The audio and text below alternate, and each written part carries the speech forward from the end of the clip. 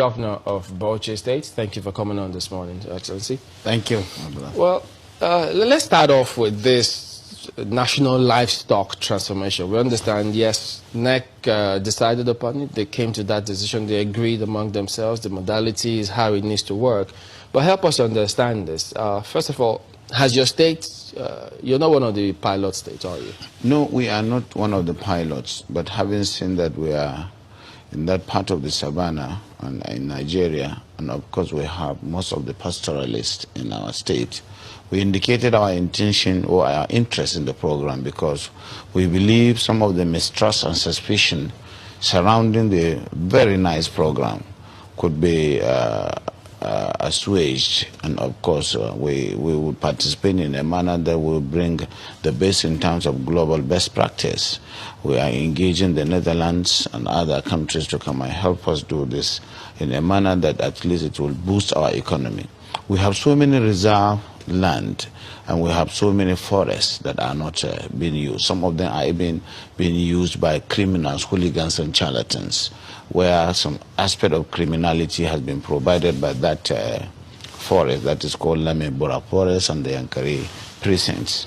So outside the agitation or advocacy of the environmentalists and those that are more concerned with the fauna and flora, we will be able to provide a salutary effect to the country because we have over 3,000 square kilometers of land that is in the savannah, in a lush vegetation that can be used for this kind of program, even to serve the nation. And while we are doing it as the federal government has conceived it, we want it to be private sector driven, and we will bring those who are more familiar with it. Okay, if you say, because I mean, everybody, we want to see that these killings end and there's peace and then people go about their businesses peacefully. Everybody wants to see that. But when you say that you want it to be private sector led, we understand that the government is going to provide 80% of the funding, the state to provide 20% and then provide the land. Yeah. How is that going to be private sector led? The government have not released any cover for that purpose up to this moment, but we don't know since we have not been admitted into the program.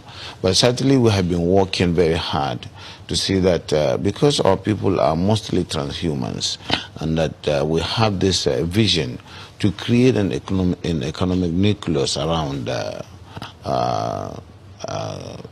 livestock.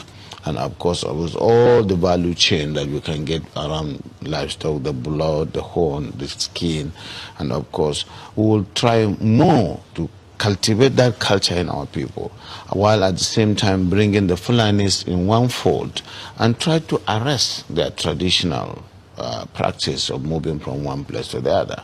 And that is very big, an uphill task. But I think we can communicate with them more, because to them they don't have borders from Cameroon to Nigeria. But that's the thing, Excellency. How do we ensure that those who will be participating in this federal government largely funded program will be Nigerians? In terms of the funding? No, in terms of the operations. Operations. You said to bring in the Fulanis together. We have Fulanis from other countries. The issue of misconception, I said there is a lot of mistrust and misconception with regards to the Fulani man. The Fulani man is a global or an African person. He moves from the Gambia, from Senegal, and his nationality is just a Fulani man. And as a person, I may have my relations in the Cameroon, but they are also Fulani men. I have relations because from the maternal side, I'm a Fulani man.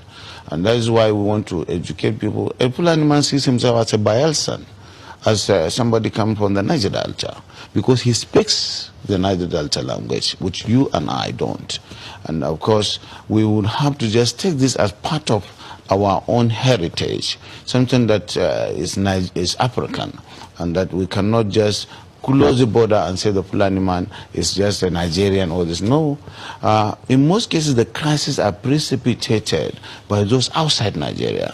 When there is a reprisal, it is not the Fulani man within Nigeria that causes it. It is that culture of getting revenge, which is embedded in the tradition of the Fulani man, that attracts reprisal from all over the world. If I understand it, does that mean that those Fulani men who are maybe domiciled in other countries who move around, they can come into the country and this plan will accommodate them as well? Yes, that's what we want to do. But it has to be done through sensitization, telling them you have to buy in the project. And you use the language, the culture itself to be able to convince them. Away from the mistrust where the whole system of transhumance or pastoralism is criminalized.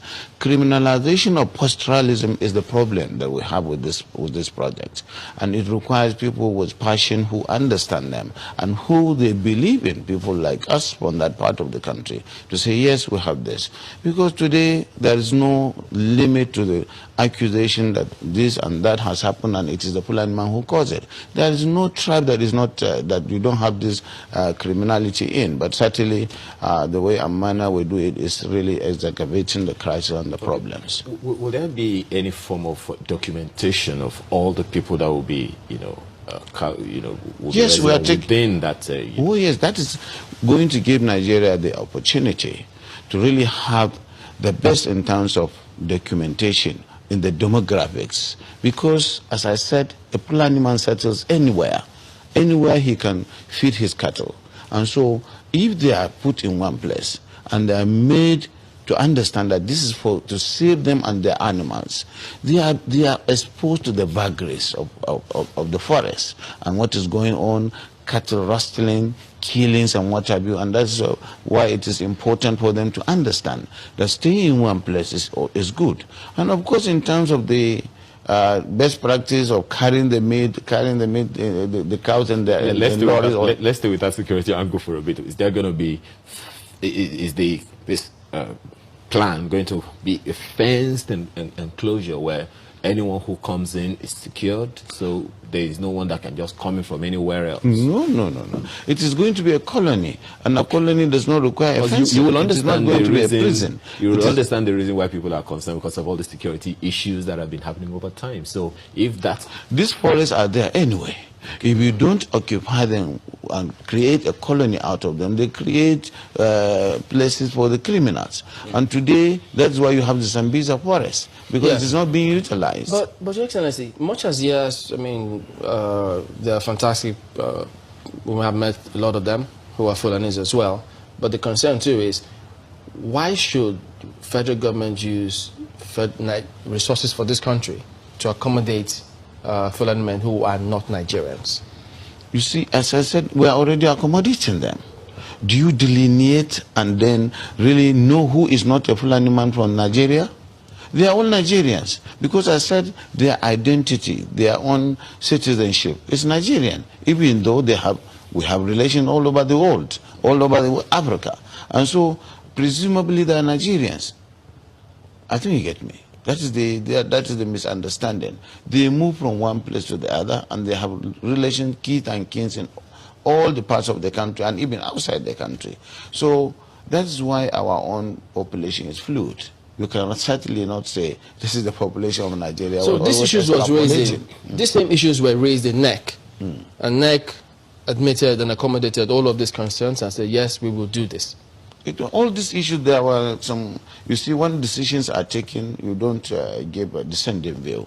It is a decision that it should be done, and state will look at its peculiarities and what it wishes. So for some of us, we think it's a very good thing. We can even say we will accommodate all the Fulanis in Bauchi if you want, and then we'll be taking their meat and their products to you, and then we'll make a lot of money. Okay.